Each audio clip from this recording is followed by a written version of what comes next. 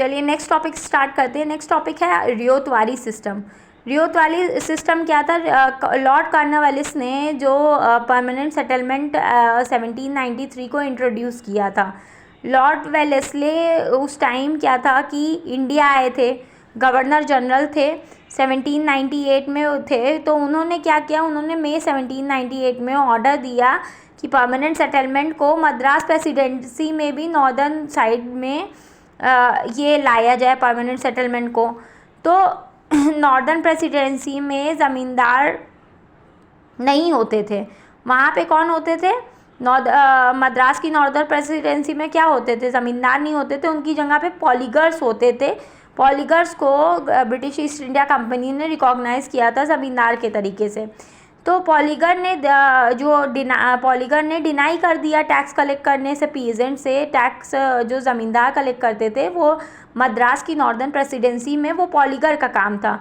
मगर उन्होंने डिनाई कर दिया ब्रिटिश ईस्ट इंडिया कंपनी को कि हम लोग टैक्स नहीं कलेक्ट करेंगे। अब ये पॉलीगर्स की क्यों मना किया, इसके पीछे एक हिस्ट्री है, अब उसको जान लेते हैं। पॉलीगर्स जो थे, विजयनगर एम्पायर जो था वो इस्टेब्लाइश हुआ था 1336 में, ठीक है। इसमें जो वहाँ के राजा थे श्री कृष्ण देवा राया, वो सबसे बड़े रूलर थे विजयनगर एम्पायर के। उनका रूलिंग टाइम क्या था? 1502 से लेकर के 1529 तक का था, ठीक है। उसमें श्री कृष्ण देव राय जो थे उन्होंने बेटर एडमिनिस्ट्रेशन के लिए विजयनगर एम्पायर को 3 पार्ट में डिवाइड किया था, मदुरई, थांजावुर और जिंजी, ठीक है। विजयनगर एम्पायर को, ये विजयनगर एम्पायर था, इसको 3 पार्ट में डिवाइड किया था, मदुरई, थांजावुर और जिंजी, ठीक है। उसके बाद इसमें उन्होंने कैसे किया था? हर एरिया में मदुरई, थांजावुर और जिंजी में हर एरिया में एक नायक होते थे और एडमिनिस्ट्रेटिव डिवीज़न उसने किया था, जिसमें जहाँ से टैक्स कलेक्शन करना होता था उसका काम कौन करता था? पॉलीगर्स करते थे। और इसको क्या कहा जाता था? श्री कृष्ण देव राय ने इसको 3 टायर एडमिनिस्ट्रेशन सिस्टम भी कहा जाता था, ये श्री कृष्ण देव राय का। अब आगे देखते हैं। पॉलीगर को उन्होंने ये इंडिपेंडेंसी दे करके रखी हुई थी श्री कृष्ण देव राय ने कि वो अपनी एक स्टैंडिंग आर्मी बना सकते हैं, अपने पैलेसेस बना सकते हैं और अपने फोर्ट्स बना सकते हैं, अपने वो टैक्स कलेक्ट कर सकते हैं पीजेंट से, और उसके बाद टैक्स कलेक्ट करके वो विजयनगर एम्पायर को सेंड कर देते थे। उसमें से एक हिस्सा वो रखते थे और बाकी हिस्सा वो विजयनगर एम्पायर को सेंड कर देते थे।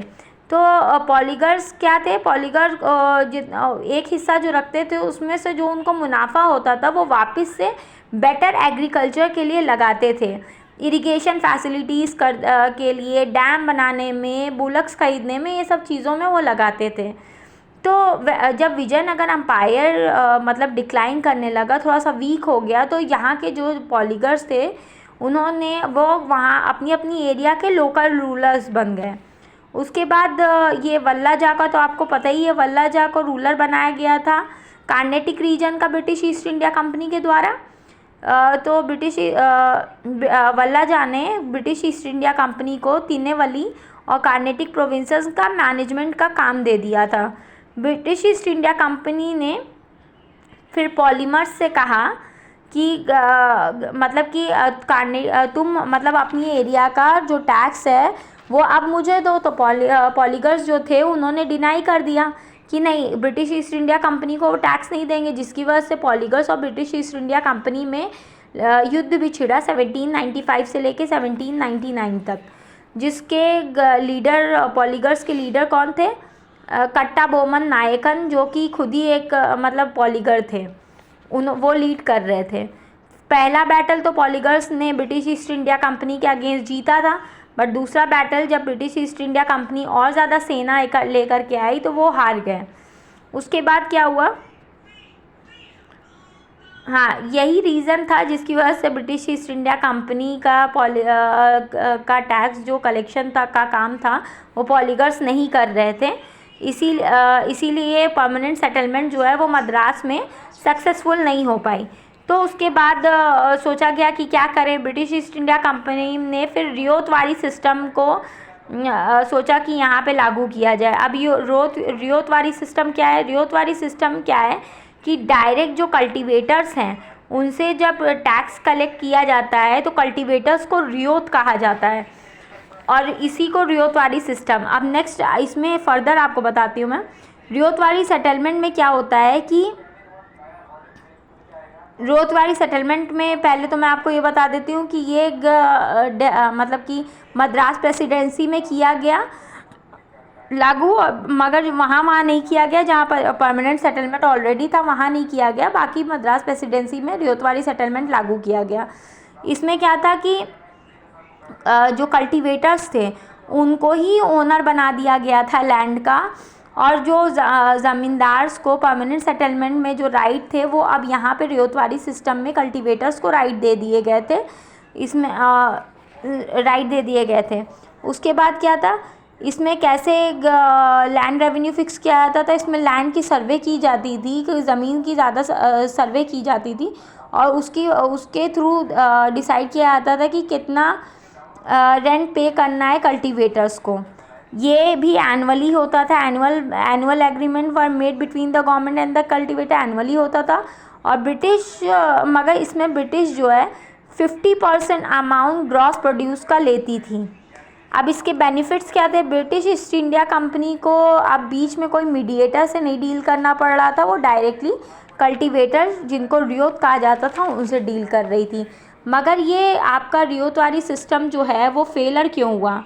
रियोतवारी सिस्टम फेल इसलिए हुआ क्योंकि जो लैंड का जो सर्वे करते थे ब्रिटिश ईस्ट इंडिया कंपनी के ऑफिसर्स, वो सर्वे सही नहीं होता था।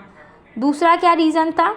अगर वो सर्वे ही गलत करेंगे तो, और सर्वे मान लीजिए ब्रिटिश ईस्ट इंडिया कंपनी के ऑफिसर्स गलत कर रहे हैं, तो वो हाई लैंड रेवेन्यू फिक्स कर देते थे, जो कि वो लैंड की कैपेसिटी से ही बहुत ज़्यादा होता था, जिसकी वजह से जो रियोतवार होते थे, जो कल्टीवेटर्स होते थे, वो टैक्स चुका नहीं पाते थे। तीसरा क्या होता था? हाँ, जब भी कोई नेचुरल कैलेमिटी आती थी, जैसे कि डेथ हो गई फैमिली में, जिससे वो खेती बाड़ी कर रहे हैं, जो बैल से खेती बाड़ी जिससे कर रहे हैं, भाई उसकी डेथ हो गई, सूखा पड़ गया, कोई फैमिन आ गई, तो ब्रिटिश ईस्ट इंडिया कंपनी ने कहा था कि मुझे इससे कोई मतलब नहीं है, मुझे एनुअली जो टैक्स मैंने डिसाइड किया है, जो लैंड के सर्वे के अकॉर्डिंग जो टैक्स डिसाइड होगा वो आपको देना ही देना है। और चौथा रीज़न क्या था कि ये सारे में कॉमन है कि भाई जो बीच में ब्रिटिश ऑफिसर्स थे वो करप्ट थे, जिसकी वजह से वो बोलते थे कि अगर तुम लोग मुझे ब्राइब नहीं दोगे, रिश्वत नहीं दोगे, तो मैं इतना हाई सर्वे करके इतने हाई टैक्स रख दूंगा जिसको तुम्हें चुकाना पाना नामुमकिन होगा। ये एक रीज़न था फेलर का रियोतवारी सिस्टम का।